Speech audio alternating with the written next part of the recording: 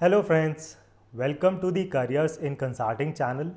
In today's video, we will discuss about some practical solutions for you when you are on bench.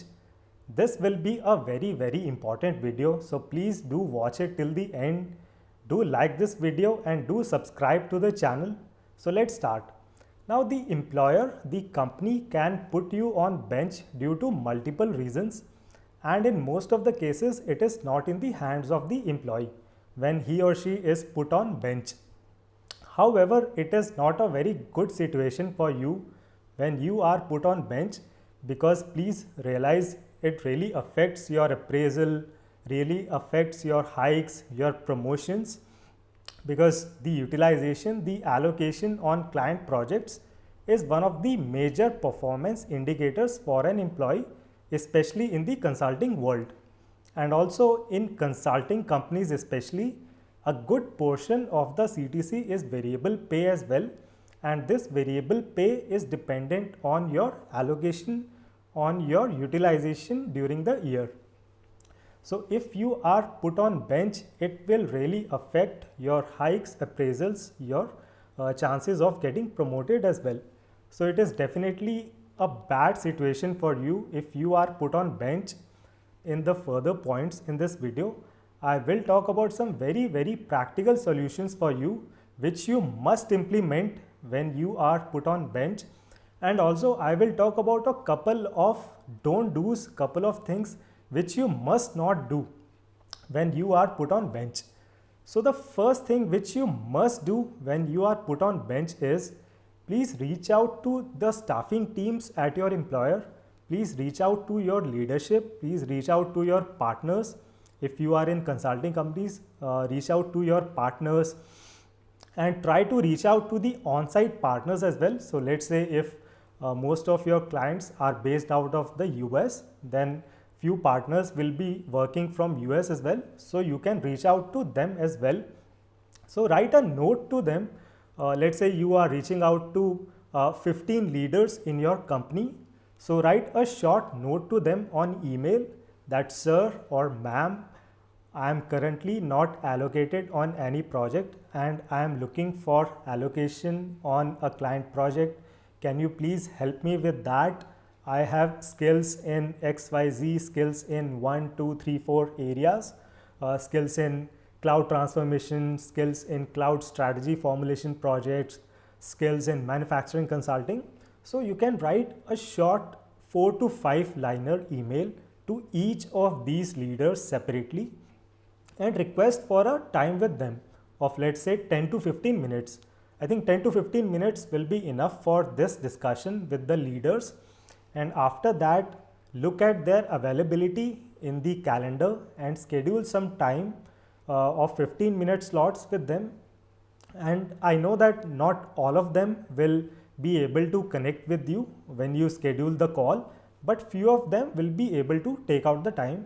So when you are connecting on the call with the leader, have an elevator pitch ready where you just mention about your skills, your projects, tell about your experience to the leader, and be very concise and crisp in this discussion. So at the end of this, in 5 to 10 minutes, you shall be able to tell about your skills, your experiences, your projects to the leader, so that the leader has a fair understanding of what you have done in the last years of your experience. So now please realize, people mostly remember those discussions which they have had very recently. So what will happen is, let's say the partner in your firm, he was pitching for a proposal and the firm has won that proposal today, and the partner of your firm is looking for people to be allocated to this project. So the partner will think that, oh, yesterday I talked with Rahul. Rahul mentioned that he has skill set in cloud strategy, in cloud transformation projects. So let's allocate Rahul to this project. So rather than going through hundreds of profiles internally in the company, the partner will think that, okay, yesterday I had a discussion with this person who was telling about these skill sets. So let's allocate that person, right? So this is a very effective technique when you have discussions with these leaders, they will remember that you have those skill sets because you would have had that discussion with them very, very recently, and very high chances of you getting allocation to a project.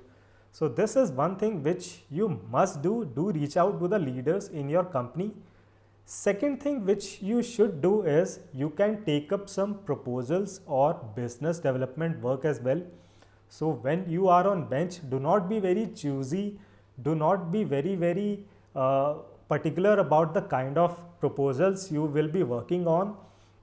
If there is an opportunity to work in a proposal of a different vertical as well, do take up that opportunity, because that can be a learning opportunity for you as well. And of course, you will not be sitting idle during that time. So let's say you have skill sets in manufacturing consulting and you get to know that there is some proposal going on in cloud consulting practice. Do get involved in that if you can. So really the objective here is that you do not have to sit idle. Keep working on these proposals, on other business development activities, and that will help you stay occupied. That will help you increase your visibility in the practice, as well as that will help you in learning more skill sets as well. So this is also one way by which you can utilize that bench time. Third thing which you can do is certifications and non-billable projects. So in some cases, it will happen that the employer, when they see that people are on bench, they will ask these employees to do some certifications, which is fine. You can do some certifications, do some learnings during this period when you are on bench. Or also your employer can assign you to some non-billable projects. So there can be some non-billable projects as well, like some research, etc. activities, which can be clubbed under non-billable activities. And so rather than sitting idle and not doing anything, you can work on these non-billable projects as well, or you can do some certifications. Now, one disclaimer here, do not get very comfortable working on these non-billable projects. Keep a very clear objective in your mind that you have to work on a client billable project. So always keep looking out for those opportunities. Even if you are working on some certification or non-billable project, keep looking out for those client billable project opportunities. Right, so that is number 3, what you can do. Now, couple of things which you must not do when you are on bench. First thing is, when you are on bench, please do not think of this time as a time to sit back and enjoy and relax. So please do not have that mindset. As we discussed at the starting of this video, lot of things, your promotions, your hikes, appraisals, your future growth opportunities are dependent on you being working on client projects. So if you are on bench, you have to be very proactive, as we discussed what you can do, how you can reach out to people.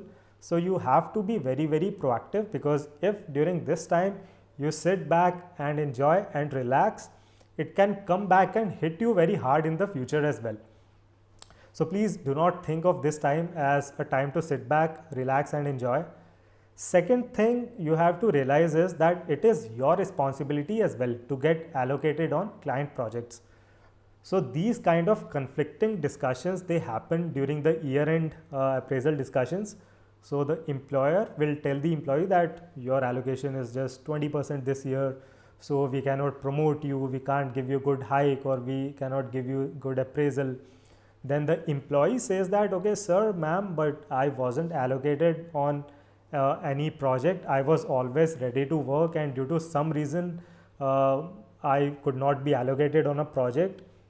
So it was not my mistake, it is the firm's responsibility to get me allocated on projects. So the employer will tell that in that case, this employee who was on bench will not be rated on a separate metric.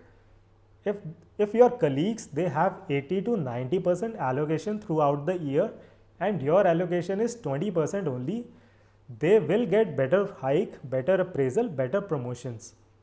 You will not be rated on a different scale. So you have to realize that it is your responsibility as well, And this is one of the biggest reasons why I mentioned that you have to proactively reach out to leaders in your company as well.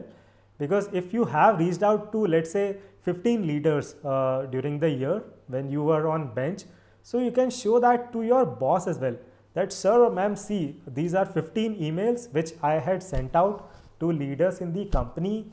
10 of them accepted my invite. I connected with 10 leaders, but still I was not allocated to any project.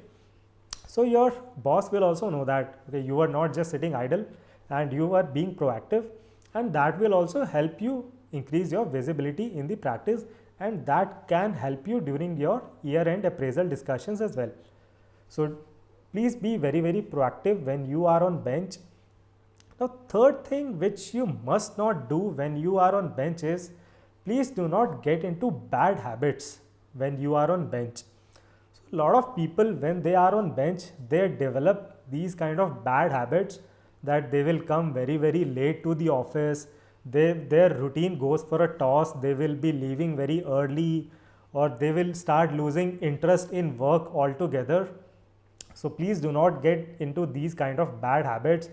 Now the same people who have developed these kind of bad habits, when they eventually get allocated to a project, then it comes as a shock to them that suddenly, oh, okay, now I have to come on time to the office, I have to work on this project, and I have to leave on the correct time as well. So those bad habits, they creep in your routine, and it becomes very difficult for you to come out of these bad habits and get into a good working routine. So the clear recommendation from me would be that when you are on bench, please be very proactive and do not sit idle. Either you reach out to leaders or get assigned on a client project, or if you are not assigned on a client project, even after reaching out to the leaders, take up some proposals, some business development opportunities, and even if that cannot happen, then do some certifications, work on some non-billable projects. It is still fine, but please do not sit idle, because these bad habits can be very difficult to get away with, to get rid of later when you get allocated to a project. So please make a note of these pointers. These will be very helpful for you when you will be on bench, and if you will implement these solutions, I am pretty sure you will not face issues like a bad appraisal at the end of the year. So I hope you liked the content in this video. Do like it, do subscribe to the channel, and do share this video with as many people as you can. Thank you very much for watching this video. See you in the next one.